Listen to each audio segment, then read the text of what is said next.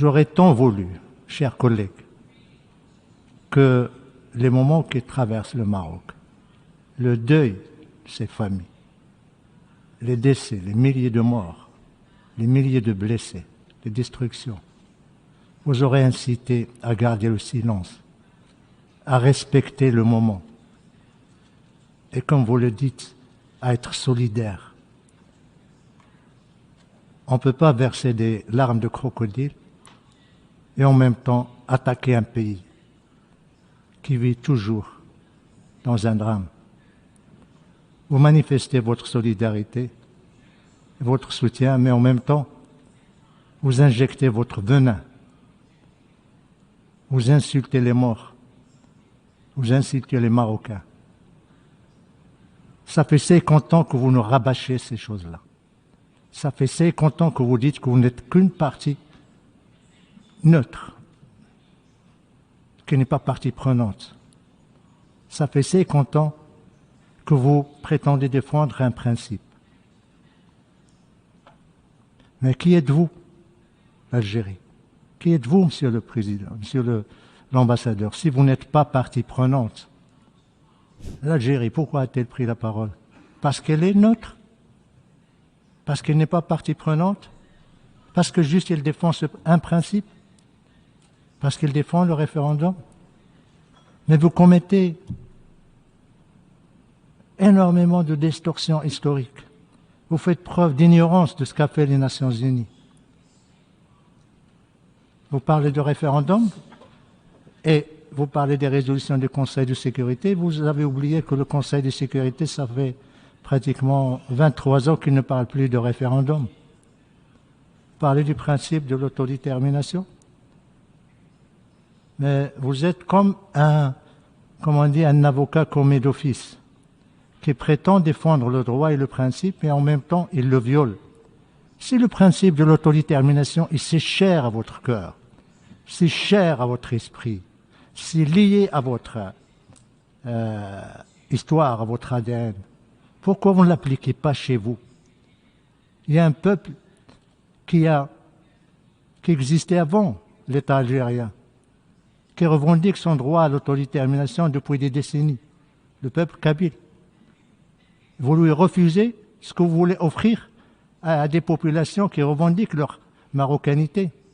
Et vous voulez paraître comme une partie qui n'a pas d'intérêt direct, mais vous êtes concerné, vous êtes responsable. Si le problème du Sahara continue 50 ans après, c'est à cause de vous. Et vous continuez toujours à prétendre que vous n'êtes rien, vous n'êtes pas responsable, vous n'avez rien à faire. C'est les Nations Unies. Mais les Nations Unies vous disent, venez aux tables rondes. Pourquoi vous ne venez pas? Les Nations Unies adoptent des résolutions, vous les rejetez. Voilà l'Algérie. L'Algérie qui présente ses condoléances et qui exprime sa solidarité. Mais en même temps, c'est l'Algérie qui veut saper l'unité du Maroc.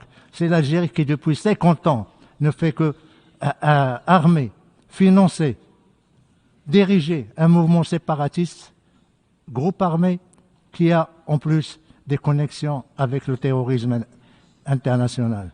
J'aurais souhaité, mon frère algérien, un peu plus de décence, un peu plus de respect, ne serait-ce que pour, c'est pas pour les victimes du séisme récent, ne serait-ce que pour les Marocains qui ont versé leur sang, pour votre indépendance. Mais vous avez la mémoire courte, nous le comprenons parce que il n'y a pas de principe chez vous. Il n'y a ni le principe de bon voisinage, ni le principe du respect, ni le principe du règlement pacifique des différends, ni le principe, ou plutôt le courage d'assumer vos actes, d'assumer votre politique, d'assumer votre agenda destructeur, déstabilisateur de la région. Quant au Maroc, le Maroc, il est dans son Sahara, il le restera jusqu'à la fin des temps. C'est vrai, chers frères. Pour une simple raison, parce que l'Algérie est la mère de tous les malheurs de notre région. Maintenant, j'ai 3 observations. L'Algérie rejette les résolutions du Conseil de sécurité. Et là, je me pose la question suivante. Que va faire l'Algérie au Conseil de sécurité quand il rejette ses propres résolutions? Il n'y a pas de place au Conseil de sécurité à des pays qui rejettent, qui violent, qui ne respectent pas les résolutions du Conseil de sécurité. Nous attendons l'attitude de l'Algérie lorsqu'il aura accédé au Conseil. Deuxième observation, mon collègue algérien fait preuve d'une méconnaissance, malheureusement, des textes des Nations Unies, des résolutions et des décisions.